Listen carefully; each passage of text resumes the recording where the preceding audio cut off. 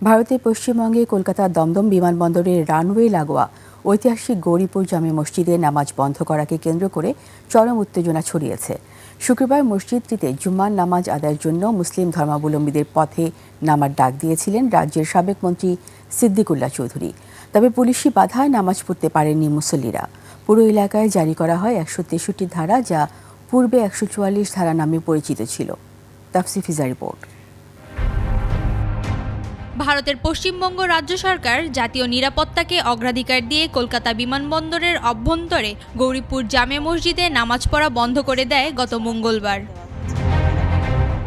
সে সময় মুখ্যমন্ত্রী শুভেন্দু অধিকারী জানান, মসজিদটির কারণে রানওয়ের সম্প্রসারণের কাজ দীর্ঘদিন ধরে আটকে রয়েছে এবং এটি বিমানের ওঠানামার ক্ষেত্রেও বড় নিরাপত্তা ঝুঁকি তৈরি করেছে। আন্তর্জাতিক বিমানবন্দর এইখানে এইভাবে খুলে রাখা যায় না। আমরা তো ধর্ম পালনে কাউকে বাধা দিইনি। বন্ধের নির্দেশনা অগ্রাহ্য করে রাজ্যের প্রায় ১ কোটি মুসলিমকে জুম্মার নামাজে উপস্থিত হওয়ার আহ্বান জানান পশ্চিমবঙ্গের সাবেক মন্ত্রী সিদ্দিকুল্লাহ চৌধুরী। ১৩৬ বছরের পুরনো এই ঐতিহাসিক মসজিদের নামাজ বন্ধের সিদ্ধান্তের বিরুদ্ধে ডাক দেন শান্তিপূর্ণ প্রতিবাদের। ১ কোটি বাংলার মুসলমানকে অনুরোধ করছি, যদি মসজিদ জোর করে ভাঙে, বাংলার ৪ কোটি মুসলমান প্রতিবাদ করবে। মূলত এই প্রতিবাদী জামায়াত ডাকতে শুক্রবার সকাল থেকে নিরাপত্তার চাদরে মুড়ে ফেলা হয় বিমানবন্দর সংলগ্ন এলাকা।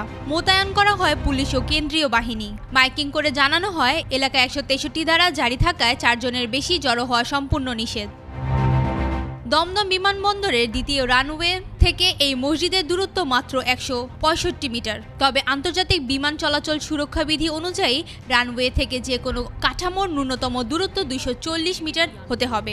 এছাড়া পশ্চিমবঙ্গ সরকার জানায়, বিমানবন্দরের ভেতরে নামাজ পড়তে আসা ব্যক্তিদের কাছে কোনো বৈধ পাস থাকে না, যা অত্যন্ত ঝুঁকিপূর্ণ।